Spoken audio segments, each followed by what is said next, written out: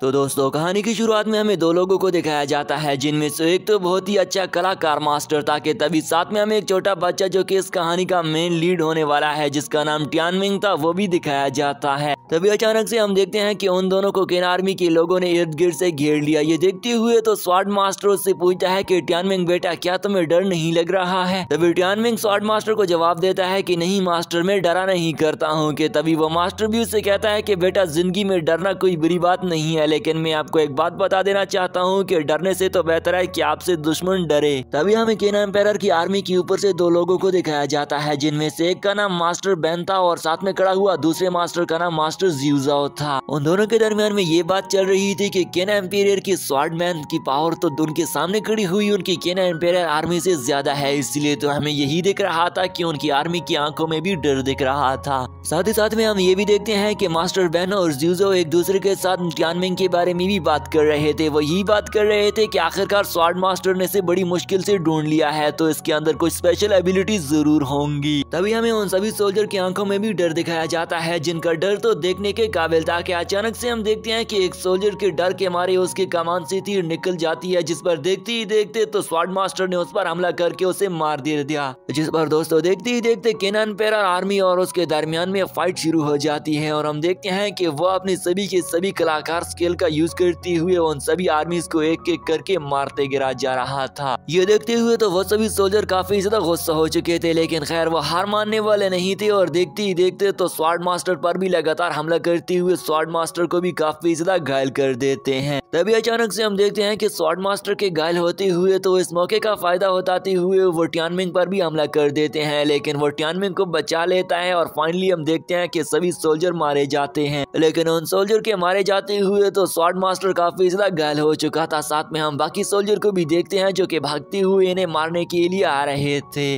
अगले सीन में हमें केन एम्पायर पवेलियन को दिखाया जाता है, जहां पर हम देखते हैं कि उसके पास इस संदेश को भेज दिया जाता है, जिस पर उसे मालूम हो जाता है कि उसने 300 सोल्जर को मार गिरा दिया है। ये देखते हुए वो इतना ज्यादा गुस्सा हो गया था कि अगर उसने मेरे 300 सोल्जर को मार गिरा दिया है, जो कि सिर्फ और सिर्फ एक स्वॉर्डमैन और उसके साथ एक अनाथ बच्चा था, तो अब मैं 3000 भेजूंगा, बल्कि मैं 3 लाख सोल्जर भी भेजकर उसे मारना चाहता हूँ। अगले सीन में हमें एक लड़की दिखाई जाती है जिसका नाम केलियन था। कि तभी अचानक से उसके पास एक शख्स आ जाता है जिसका नाम लाइसी था, जिस पर वो उसे बोल रहा था कि मैं तुम्हारे मास्टर के साथ मिलना चाहता हूँ। और अगली सीन में हम देखते हैं कि वो उसे अपनी मास्टर के पास पहुंचा देती है। मास्टर वीजोंग के पास पहुंचने के बाद लाइसी उसके सामने एक शर्त रखता है और वो उससे कहता है कि मुझे स्वॉर्ड मास्टर चाहिए। साथ ही साथ में वो दूसरा साथी एल्डर उससे ये पूछता है कि मेरा भी एक अपना मकसद है। वीजोंग मास्टर से अपना मकसद बताते हुए कहता है कि मुझे वो अनाथ बच्चा चाहिए, इसलिए अगर हम दोनों अपने मकसद में कामयाब हो जाते हैं तो इससे बड़ी अच्छी बात तो हो ही नहीं सकती। इसलिए वो दोनों अपनी मिशन पर निकल जाते हैं।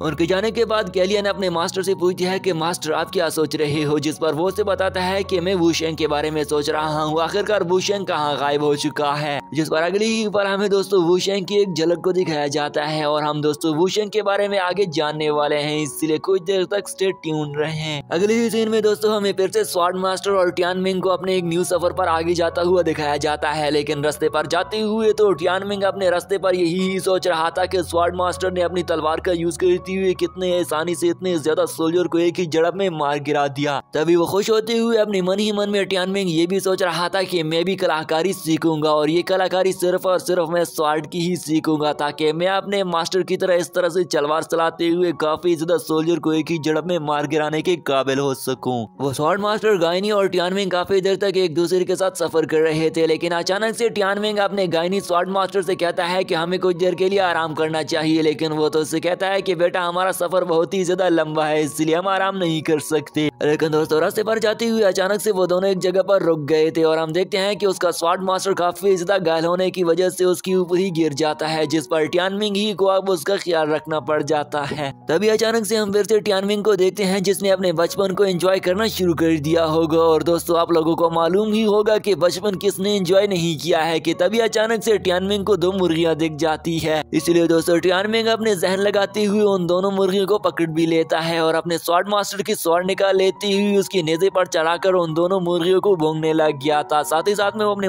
मन में ये भी सोच रहा रहा था कि मुझसे अच्छा शेफ तो इस दुनिया में नहीं होगा। अगले ही पल हमें एक खूबसूरत से गाँव को दिखाया जाता है जहाँ पर हम शायू नाम के एक बच्चे को देखते हैं जो कि काफी ज्यादा हार्ड ट्रेनिंग कर रहा था ताकि वो खुद को काफी ज्यादा स्ट्रॉन्ग वॉरियर बना सके। शायू के इस जर्नी को पूरा करने के लिए उसका एक अंकल लिंक साथ ही साथ में उसका एक एल्डर मास्टर उसका हेल्प कर रहे थे कि अचानक से उसे आतिशबाजी दिख जाती है। इसलिए उसके माइंड में तो ये आ गया था कि किसी ने हमला कर दिया है, इसीलिए वो तो वहाँ की तरफ जाना चाहता था लेकिन उसका एल्डर मास्टर उसे उस तरफ नहीं जाने दे रहा था। लेकिन फाइनली वो अपने सोल्जर के साथ छुपते छुपाते उस तरफ रवाना हो जाता है। इस तरफ हमें टियानमिंग को दिखाया जाता है जो अपने मास्टर की तलवार ली हुई खड़ा हुआ था कि अचानक से उसे इर्द गिर्द ने बहुत सारे सोल्जर ने घेर रखा हुआ था, जिस पर वो तो उनके सामने खड़ा होकर यही बोल रहा था कि मैं तुम सभी लोगों को खत्म कर दूंगा। ये देखते हुए अचानक से शायू और उसके अंकल भी पहुंच आ गए थे, जिस पर उसका अंकल उससे पूछता है कि बेटा तुम कौन हो। तभी यहाँ पर टियानमिंग उसे कहता है कि तुम्हारा इस बात से कोई मकसद नहीं है कि मैं कौन हूँ, बल्कि टियानमिंग तो उनसे उल्टा ये पूछने लग गया था कि तुम लोग यहाँ पर क्या कर रहे हो और क्यों आ गए हो और क्यों मुझे इन लेडीज से घेर लिया है। लेकिन वो अंकल तो फिर से टियानमिंग से पूछने लग गया था कि ये जख्मी पड़ा हुआ शख्स कौन है, जिस पर वो तो उसे बताता है कि मैं इसे जानता हूँ लेकिन मैं इसे आपको बताना नहीं चाहता हूँ और मैं तो बल्कि यहाँ पर चिकन रोस्ट कर रहा था और तुम लोग आ गए हो, बल्कि तुम्हें बताना होगा।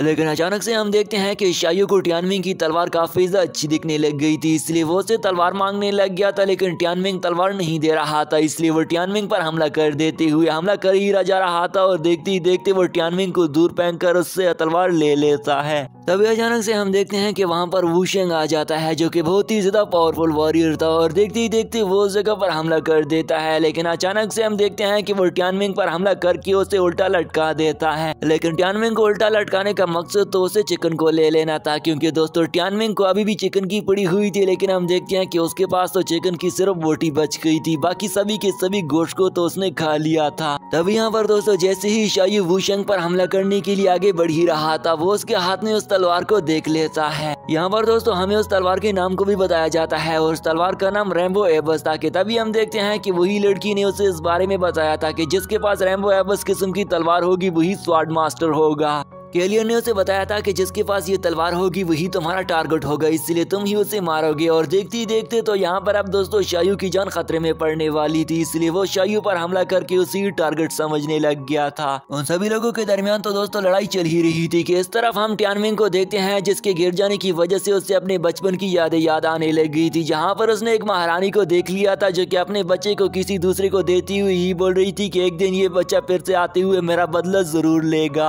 अगले सीन में हम देखते हैं कि टियानमिंग को होश आ जाता है और अभी तक दोस्तों टियानमिंग को अपनी उसी ही बोटी की पड़ी हुई थी, इसलिए वो उसे उठाकर अपने स्वॉर्ड मास्टर के पास पहुंच जाता है और कहता है कि मुझे तो अब इसे शेयर करना होगा। लेकिन दूसरी तरफ हम दोस्तों वुशेंग को देखते हैं जो कि आग बगोला हो चुका था और देखते ही देखते वो अपने रास्ते में आने वाले सभी के सभी सोल्जर्स को मार गिरा देता है। ये देखते हुए शायू के एल्डर मास्टर को भी अब ये महसूस होने लग गया है कि अब उसका आखिरी वक्त आ चुका है। लेकिन तभी शायू एक जोरदार एंट्री मारकर वुशेंग को पीछे धकेल देता है, लेकिन यहाँ पर उसकी तलवार नीचे गिर गई थी। तलवार के नीचे गिरती हुए तो यहाँ पर शायू हार नहीं मानता और देखते ही देखते वो वुशेंग पर अपनी पंचों की बारिश करना शुरू कर देते हैं। लेकिन वो शायू के पंचों के वुशेंग पर कुछ ही असर नहीं हो रहा था। शायू तो वुशेंग पर हमला करते हुए भरपूर कोशिश कर ही रहा था, लेकिन हम देखते हैं कि वुशेंग उसे पकड़ते हुए दूर दरख्त पर दे मारता है। ये देखते हुए तो वो काफी ज्यादा घायल भी हो चुका था। शायू को ये देखते हुए काफी ज्यादा गुस्सा हो चुका था, इसलिए तो वो देखते ही देखते वुशेंग पर फिर से हमला करना शुरू कर देता है। लेकिन अचानक से जैसे ही वुशेंग शायू पर हमला करने वाला था, रास्ते में तो टियानमिंग आ जाता है। वुशेंग ने शायू को पकड़ रखा था और वुशेंग चाहता था कि वो शायू के बैकबोन को तोड़ दे, लेकिन ये देखते हुए तो टियानमिंग ने भी उसे देख लिया था, इसलिए वो स्वॉर्ड का यूज करते हुए उसे हमला कर देता है। कि हमला होने के कारण तो वो और भी ज्यादा गुस्सा हो चुका था, इसलिए तो वो टियानमिंग का पीछा करते हुए उसे मारने के लिए आगे बढ़ रहा था। देखते ही देखते तो टियानमिंग नीचे गिर जाता है। ये देखते हुए जैसे ही वो उस पर हमला करने ही वाला था, टियानमिंग तो उसी ही बोटी को उसके मुंह में घुसा देता है। उस बोटी के खाते हुए तो वो नीचे भी गिर जाता है और देखते ही देखते उसके मुंह से वही लाइटिंग ब्लास्ट भी हो जाता है, जिस पर हमें ये पता चलता है कि ये सारे का सारा चाल तो टियानमिंग का ही था।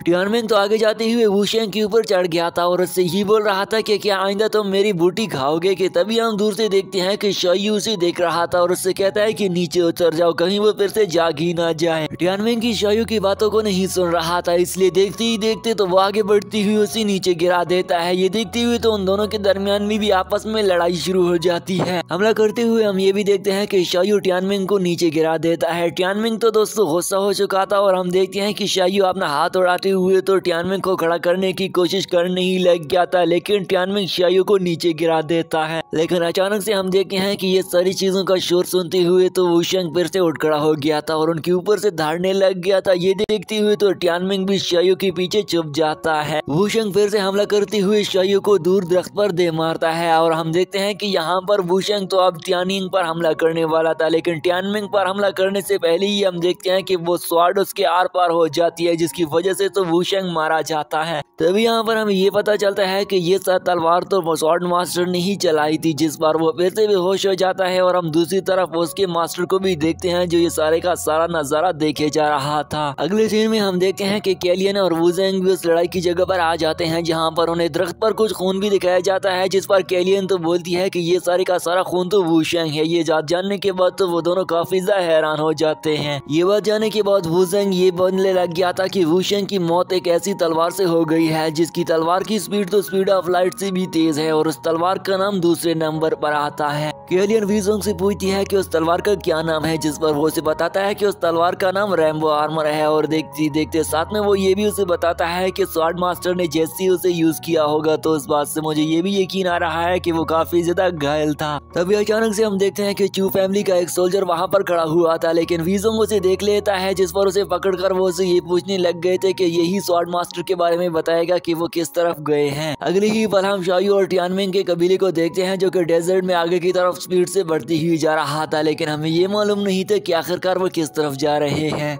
दरअसल दोस्तों यहाँ पर हमें ये बात का पता चलता है कि शायू तो चू फैमिली से जाके तभी यहाँ पर टियानमिंग उससे पूछता है कि तुम अपने घर को छोड़कर आखिरकार कहाँ जाना चाहते हो। ये बात सुनते हुए तो वो अपने गाड़ी घोड़ा के ऊपर उठ खड़ा होकर टियानमिंग को ये बताने लग जाता है कि क्या तुम्हें मालूम भी है कि सिर्फ और सिर्फ यहाँ पर इस जगह पर सिर्फ और सिर्फ किन फैमिली के ही घर है, बाकी सभी लोग तो अब बिल्कुल ही बेघर हो चुके हैं। तभी यहाँ पर शायू से ये भी कहता है कि मेरी जिंदगी का सिर्फ और सिर्फ एक ही मकसद है और मैं किन फैमिली को खत्म करके उन्हें सुनाबूज करना चाहता हूँ और साथ में मेरे साथ जी फैमिली की हेल्प भी है। इसलिए मैं उम्मीद करता हूँ कि एक दिन आएगा और मैं सबसे बड़ा वॉरियर बनती हुए किन फैमिली को डिस्ट्रॉय करके रख दूंगा और किन एम्पीरियर का इस दुनिया से नाम भी मिटा कर रख दूंगा। यहाँ पर दोस्तों टियानमिंग अपने दोस्त शायू की ये सारी की सारी बातें बड़ी गौर से सुन रहा था। इसके बाद टियानमिंग अपने दोस्त शायू को बताता है कि क्या तुम्हें मालूम है कि ये शख्स जो कि स्वॉर्ड मास्टर है ये कितना ज्यादा पावरफुल है। तभी यहाँ पर टियानमिंग उसे बताता है कि उसने एक दिन किन फैमिली के 300 सोल्जर को एक ही झड़प में मार गिरा दिया था। ये बात जानने पर शायू कुछ सोच में पड़ जाता है। उन दोनों का काफिला तो आगे बढ़ ही जा रहा था, लेकिन अचानक से हम उनके स्वॉर्ड मास्टर को पालकी में बैठा हुआ देखते हैं, जहाँ पर उसे कुछ अजीब अजीब सी ख्यालात आ रहे थे। उस ध्यान में ये ख्यालात आ रहे थे कि आखिरकार ये हंसती बसती दुनिया कैसे उजड़ गई है और हमें किस तरह से जानवरों की तरह खुद को बचाते हुए भागना पड़ रहा है। आखिरकार ये सब कुछ किसकी वजह से हो गया है। रास्ते पर जाते हुए शायू टियानमिंग से पूछता है कि तुम और तुम्हारे मास्टर आखिरकार जाना कहाँ चाहते हो, जिस पर वो से बताता है कि ये एक सीक्रेट है और मैं तुम्हें इसे नहीं बता सकता हूँ। तभी शायू टियानमिंग को खबरदार करते हुए कहता है कि क्या तुम दोनों को मालूम भी है कि आगे का रास्ता कितना ज्यादा मुश्किल और जानलेवा रास्ता है। लेकिन टियानमिंग को तो खुद पर अपने मास्टर पर इतना ज्यादा भरोसा होता हुआ ये कह रहा था कि उसने किन फैमिली की 300 सोल्जर को एक ही झड़प में मार गिरा दिया था। तो क्या तुम ये बात जान सकते हो कि वो कितना ज्यादा पावरफुल है। लेकिन तभी यहाँ पर शायू टियानमिंग को कहता है कि तुम अपने स्वॉर्ड मास्टर के बारे में सारी की सारी हकीकत नहीं जानते हो। वो उसे बताता है कि कभी वो किन फैमिली में ही रहा करता था और वो किन एम्पीरियर के साथ ही रहा करता था। ये बात सुनने पर तो टियानमिंग कुछ उदास सा हो जाता है कि आखिरकार स्वॉर्ड मास्टर किन फैमिली से ही आए हैं, तो वो अब उनके खिलाफ क्यों हो गया है।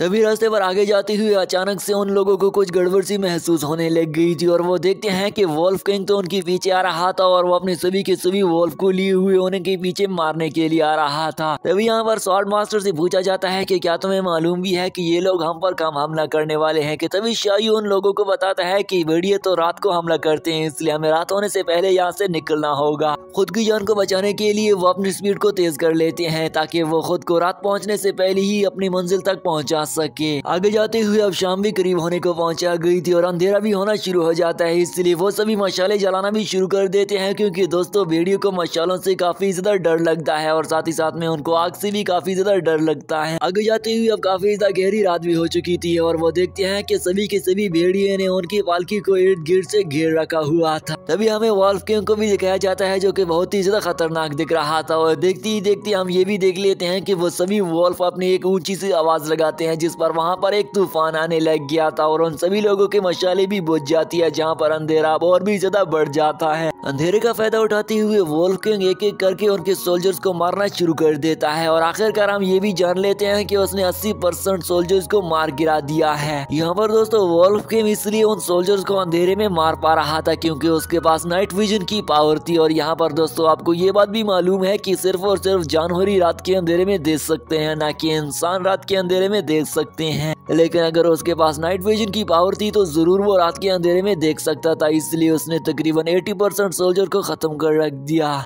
तभी अचानक से हम ये भी देख लेते हैं कि वोल्फ-किंग ने शायू को पकड़ लिया था और वो उसे मारने के करीब आ पहुंच गया था, लेकिन हम देखते हैं कि उसके स्वॉर्ड मास्टर भी उसके ऊपर तलवार लेकर यही बोल रहा था कि इसे छोड़ दो वरना मैं तुम्हें मार दूंगा। वोल्फ-किंग जैसे ही उसे देख लेता है और उससे कहता है कि अरे तुम इतने ज्यादा घायल हो चुके हो, तुम मुझे कैसे मारोगे, लेकिन वो हार ना मानती हुई उसके साथ लड़ना शुरू कर देता है। दरअसल में दोस्तों वो दोनों टॉप वॉरियर थे, इसलिए वो एक दूसरे को अच्छा खासा टक्कर दे रहे थे कि अचानक ही हम ये भी देखने को करीब आ गए थे कि उसने स्वॉर्ड मास्टर ने वोल्फ-किंग को मारने ही वाला था, लेकिन उसकी गर्दन से उसकी तलवार छू जाती है। वोल्फ-किंग तो अब और भी ज्यादा गुस्सा हो चुका था, इसलिए वोल्फ-किंग जैसे ही स्वॉर्ड मास्टर को गर्दन से पकड़ लेता है और उस पर अपनी पंच लगाने ही वाला था, यहाँ पर तो टियानमिंग आ जाता है और उसकी जान को बचा लेता है। यहाँ पर दोस्तों वोल्फ-किंग जैसे ही टियानमिंग को मारने वाला था तो शायू ने भी आकर जंप करती हुई उसकी पीठ में तलवार घोंप दी, जिसकी वजह से वो काफी ज्यादा घायल होती हुई काफी ज्यादा शर्मिंदा हो जाता है और वहाँ से भाग जाता है और मन ही मन में यही सोचे जा रहा था कि दो बच्चों ने मुझे हरा दिया। अगली ही बार हमें दोस्तों दिखाया जाता है कि वो फिर से आगे की तरफ सफर करना शुरू कर देते हैं, जहाँ पर रास्ते पर जाते हुए काफी ज्यादा गहरी रात भी हो चुकी थी कि अचानक से उनके सामने एक खूबसूरत सी छोटी बच्ची भी आ जाती है। उस बच्ची का नाम यूवी था, जिसे देखते हुए तो टियानमिंग काफी ज्यादा खुश दिख रहा था, जहाँ साथ में उसका दूसरा दोस्तों से कहता है कि तुम इतने ज्यादा खुश दिख रहे हो, क्या बात है। लेकिन यहाँ पर वो एक दूसरे को इग्नोर करती हुए यूवी उन्हें अपने साथ लेकर आगे की तरफ रवाना हो जाती है और वो उसे एक ऐसी सीक्रेट जगह पर लेकर जाना चाहती थी जहाँ पर उसकी एक डॉक्टर थी जो कि उन सभी लोगों का इलाज करने के लिए उसने उसे बुलाया था। अगली ही बार हम देखते हैं कि वो पानी में कश्ती के ऊपर सवार होती हुए उसी ही डॉक्टर के करीब आने के करीब पहुंचा चुके थे, जहाँ पर दोस्तों हमें उसका नाम भी बताया जाता है। उस लड़की का नाम मिस डोंग था, जो कि एक बहुत ही ज्यादा हाई क्वालिफाइड डॉक्टर थी।